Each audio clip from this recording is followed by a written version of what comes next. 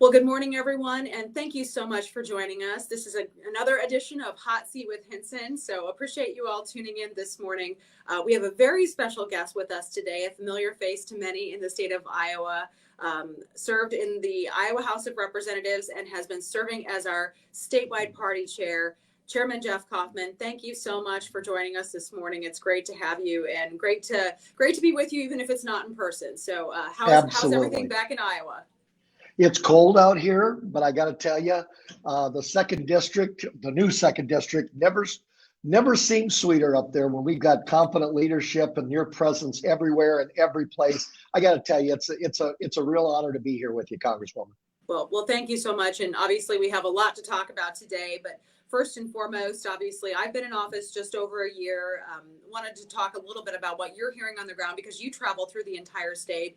I travel through obviously my current district, which is 20 counties, and the new district, which will be 22 counties in Northeast Iowa. But we've heard consistently from my constituents and my new areas as well, my new counties, that people are very frustrated with what's happening with this administration in Washington, D.C., whether it's 40-year high inflation, whether it's the crisis at the border, the workforce and supply chain crisis that are a direct result of the blind eye that this administration is turning to policies that could actually fix these problems, policies we continue to promote and introduce here in Washington, D.C., to what's happening on the global stage, which we know obviously our weakness is being capitalized on in obviously with what's happening with Russia, but also what's happening with China. So I continue to hear from Iowans about rising costs of utilities, gas, bacon, all of those things that people, bring up when I'm out doing my town halls. Jeff, what are you hearing when you travel through the state? Let me answer that broadly and then narrow it. We were during the campaign in 2020, we warned what could happen with Joe Biden. And, I think sometimes people think, all right, is that campaign rhetoric so that you'll vote, the other way, or is there some reality? I think people are taken back and sorely disappointed. I would say saddened by the fact that every single thing that we warned about is coming true and then some. I mean, this is worse than what I think anybody could have anticipated. Just the absolute utter neglect, the out of touch, the fact that we clearly have a president that's not addressing these issues, and we have a Congress that's in a mode of coastal governance, California, New York, and I tell you, there's real fear, there's real trepidation out there on inflation. I can't tell you, and I know, Congresswoman, you've heard it too, the supply chain issues out there, the wait times from everything from gravestones. I had somebody talking to me about that the other day. They've been waiting for 7 months for a gravestone for their loved one, for that closure, all the way to building materials and the cost on that's increasing dramatically in every facet of people's lives. I think people are still amazed, stunned about what happened in Afghanistan. I mean, that's something that just, it's hard to shake that. I mean, you wake up and you even think about the issue and people are telling me, my goodness, I can't take my mind off the people that we left behind. I can't take my mind off the Afghan women and the horrors that must be occurring there. And so whether it be in Afghanistan or right there in your home with increasing costs, people have some real angst. And then, the influx of crime, it's a troubling time. And I have to tell you, you juxtapose Biden and Nancy Pelosi, and you juxtapose that with the messages that we're hearing from Joni Ernst and the message that we're hearing from you, quite frankly. And it's a message where you're obviously listening. I mean, you can tell when somebody's using talking points versus someone that's out there and saying, I talked to this person in Alameda County. Mm-hmm. Yes, in Lynn County the other day. It's so obvious, Congresswoman, that you are listening and that you want to turn things around. And the other thing I think that gives people hope, I actually talked to Kevin McCarthy a couple of weeks ago, and I just got to tell you, I hope that your district, the first now and soon to be the second, realizes how big your voice is in DC. I mean, it's an outside voice. And Mhm. I'm telling you from somebody that heard it straight from the minority leader, soon to be the majority leader. So I guess what I'm hearing, quite frankly, is a lot of angst. It's more personal than I'm used to hearing. But I got to tell you, your message, and it's paying off for your district. You having your ear to the ground. I just can't. You're a ray of hope, and that's not an overstatement. Well, I appreciate those kind words, but really it's about, you're right, it is about listening to our constituents and telling those stories in Washington, D.C. And you talk about the angst. I heard it at my town hall I just did recently in Jones County, where people are talking about their rising utility bills. We've had people sending in copies of their bills. One constituent called me and said, "Hey, by the way, our bill is $150 more this January than it was last January." I mean, that's a huge increase that clearly is a direct result of policies that changed day one under this administration. We're not energy independent. We have, again, crisis after crisis. And instead of actually considering policies that would help to alleviate the pain at the pump, looking to our biofuels industry, for example, a ready solution, which we've been talking, you talk about having a loud voice. We're very loud, working with Senator Ernst, obviously, on a lot of these issues to amplify our voice from Iowa. But it's critical that we have strong leadership from Iowa to tell those stories out here in Washington, D.C. I really appreciated what you said about the coastal governance, Jeff, because with Speaker Pelosi, they again continue to double down on these Democrat socialist policies that will continue to take our country in the wrong direction. We're out here in DC, we're getting ready to go back to the floor to vote for, I think they've got 6 or 7 hours of votes scheduled for us this evening, but on a bill that would concede to China instead of actually holding China accountable and doing what we need to do, again, on that global stage to make sure that we are a nation that is respected and that people around the world know they can't mess with the United States of America. Instead of that, we are going to be voting on a bill that mentions the word coral more times than it mentions the word China. That is not what the American people deserve. It's certainly not what the Chinese people, who are subject to human rights abuses and extremism in their country. It's certainly not what they expect us to do, to stand up for freedom. And so I think we have, again, 3,000-page bill with a lot of mixed up priorities. They didn't get it done with the BBB, so they're trying to shove a lot of the climate change policies into a bill that does nothing to hold China accountable. And it's indicative of all of the problems that are happening right now under Speaker Pelosi's leadership, if you want to call it that, here in Washington, D.C. So in my mind, obviously, I'm going to continue to tell those stories, shout them to the rafters, loud and proud, continue to offer solutions that are Iowa common sense.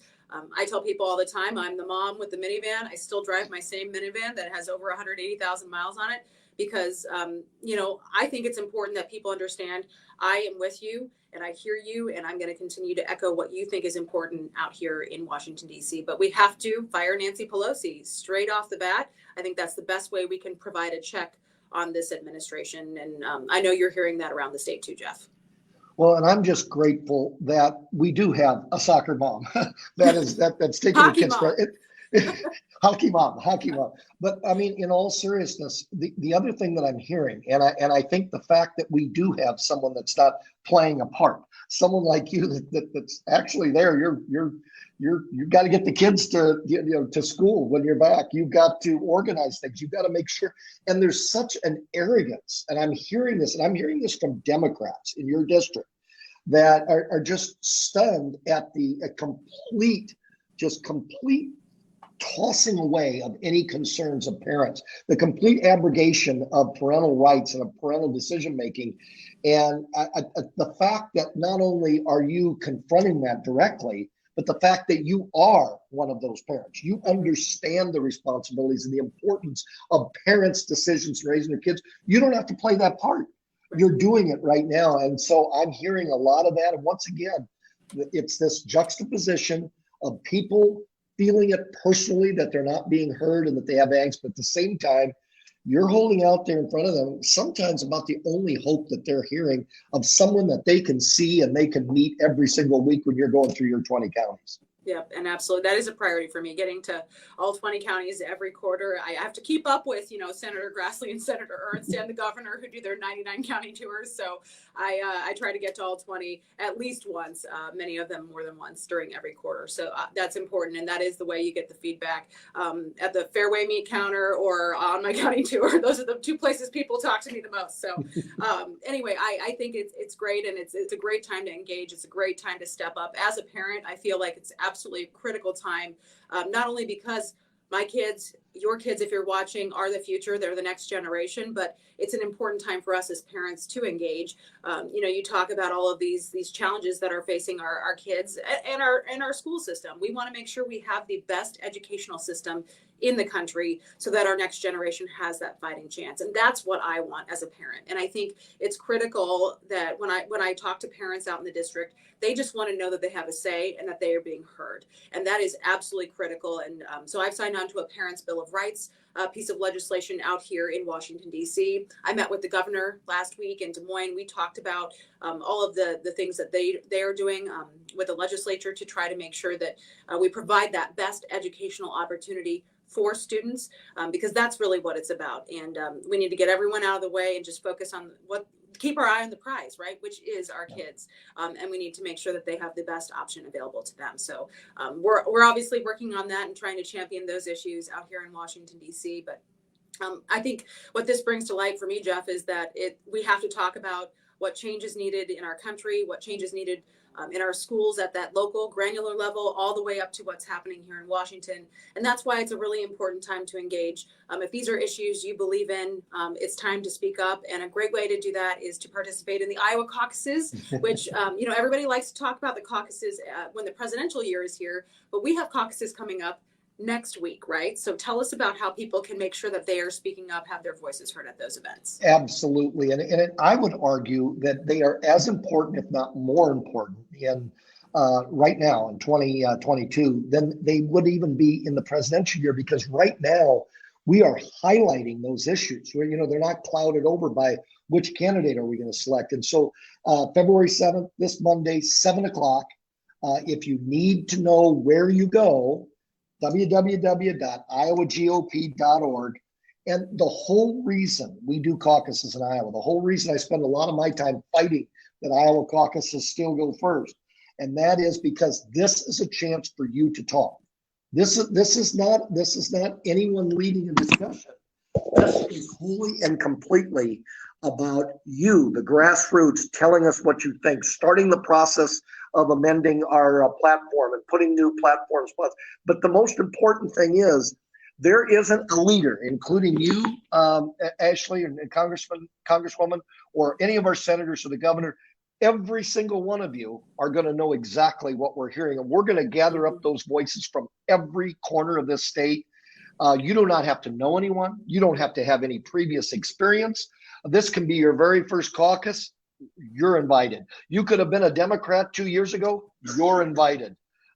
Everyone, we want to hear from you. We are a big tent party, but we're also a party that is based on core principles, and those principles couldn't be more important than right now. So I would implore all of you, for the good of our state, so we can hear exactly what you want to say, please show up. 7:00. You will be welcomed, and you will feel like you made a difference. I promise you that when you are done with that caucus. They should last about an hour. Awesome. So just a little bit of time on your Monday night, the 7th at 7. Go to iowagop.org to find out more information about the upcoming Iowa caucuses next week, so you can make sure your voice is heard. And I say this time and time again, Jeff, but Iowa values are Heartland values, and Heartland values are American values. And that's exactly what we'll be talking about next week. And I can guarantee we will continue to talk about those things out here in Washington, D.C., as I continue to be a voice for Iowans. So, Jeff, thank you so much for joining us. Thank you so much for your service to the state of Iowa and what you're doing to help get our message out. And I know I can say this, I'm so proud of the work you're doing around the state, and I'm grateful for your leadership. So thank you for joining us. for Hot Seat with Hinson. And thank you to everyone watching. And if you'd like to engage with our campaign for Congress, we need your help. We need you to join Ashley's Army. We have a number of coalitions. You can get on, endorse me, join one of those coalitions, and engage and help our campaign. We would love to have you on board. Just go to ashleyhinson.com to do that. So thank you, everybody, for joining, and have a great rest of your day.